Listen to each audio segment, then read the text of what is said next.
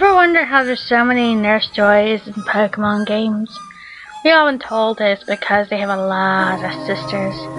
But really, is it possible to have that many genetically identical siblings? Well, you never know, but still, they don't want to let anyone know the real reason. It's far too unreal and out of character if anyone knew her secret. But I found out, I saw, and I can tell you. It all starts when you walk into the Pokemon Center. You walk up to her and see her bright pink hair. You greet her and she has this pretty voice that wasn't actually pretty to start with. You may or may not have a talk. She takes your Pokemon, turns around and heals them, and then gives them back. That's the usual routine. Most likely she'll be all nice and caring through the whole process, give or take the personality she has, because supposedly each one is unique in personality. What you don't know is that she installed a tracking device in your Pokeballs, all 6 of them in case one falls off. Why? When you entered the building, she knew you'd be perfect. She knew you had the characteristics for the job. Plus, you are still a new trainer. The less known, the better. Anyway, she keeps you tracked and alert to the other Nurse Joys you may encounter. That way, when you get to one of them, well, let's just say they can care for you. However, if one of the Nurse Joys sees a trainer they want and stays to sleep overnight, their real fun begins. You are assigned to a room, most likely a room near the back of the Pokemon Center. Can I take your Pokemon to another room so they can be healed and rested? She may ask. Say no. Just say no. It's a way to isolate you. All of your belongings can go into this drawer. She can lock it and keep your items safe while you sleep. She says in her voice you know but will soon not love. The Joys do this to keep you unarmed. Of course, you trust these kind of nurses. So all the items you had goes in the drawer. She gives you the lock. Good night. Please enjoy your rest. She tries to comfort you. But if you look closely, you may notice the fake face she has, because almost always you are full of excitement before the procedure happens. Can you guess the real reason now? If yes, then well done. If not, keep going. At midnight, usually when it's dark and no living thing is up and about, except for our lovely and sadistic nurse, it all begins. The door to your room gently opens. There's no squeak or creaking noise because she was smart enough to oil the door so no sound is made when it opens. She comes in with a gurney, you know, those medical stretch things that they use to carry injured people. Her face is not sweet anymore, but more devilish. She enjoys this ritual. She loves it. The rush, the adrenaline she gets, the red glow in her eyes. It's as if she is possessed by the devil himself. Although you're sound asleep, she doesn't take any chances, so shakes out a needle. No, it's not poison, silly.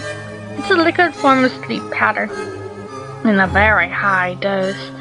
An ounce can keep you asleep for, say, 2 hours. The needle has 10 ounces. She needs all the time she can get for the procedure to be successful. So you're knocked down on a gurney, being pushed down the hall into a room that has been disguised as a nurse's only room. If you ever somehow manage to see what's inside, here's what you'd see. Severed limbs and appendages of different sizes in jars, only ones that didn't transform properly. There are also testicles. Yeah, she cuts them off. She drags the male body under a saw tool that slices them off. She doesn't mind the bleeding. Actually, she collects it through the drain and jars it, you know, when she needs a drink. After all Nurse Joys need a constant supply of blood. Now the next part is her favorite. Joy takes a knife and slices down from the base of your neck to your groin. She does this very gently because she enjoys it. And if you were to wake up, then you could suffer slowly. At this point, Joy's hair is not neat. It's covered with blood. Her face is completely changed. Her pupil is completely blood red, and her teeth have suddenly grown a bit, causing them to look like fangs. No, she is not a vampire. Or she could be, but that's not the point. Joy has a smile that's mixed of a clown and a demon, because she takes out a bottle of serum, a special DNA molecule in it. Joy DNA molecule to be exact. But before she does anything with it, Joy takes out all of your organs except for a couple, like your heart and brain. She stitches your open incision, but not a decent job. After all, it won't matter. Joy then the serum needs to be directly poured onto the brain for it to work. So naturally, Joy will take out a saw, a regular old saw, and slice your skull just enough for the brain to be showing. Serum is then poured, and after a few minutes, your body will become more joy-like. The heart and brains are revived, while new organs, joy organs, grow in an empty cavity that is your body. All your cuts are healed, and it was as if you had perfect skin. The process is complete. You wake up the next day wanting to work at a Pokemon Center. Anywhere would do, but you also have a DNA molecule forcing you to look out for minor trainers. That could be the next Joy. Of course, with this comes the ability to do what has been done to you. Thing is, you think you were born identical to the other Nurse Joys. But why go through the trouble of making people turn into Joys? Why not just clone? Well, I found out that the original Joy would like to someday rule the world with an army of Joys. They'll do anything because it's in their DNA to follow the original. But cloning would attract too much attention. Plus, the whole I have a lot of sisters that are identical seems to has been a good story. There you have it. Now you know. Wonder how I know this? Well, here's always with Nurse Joy.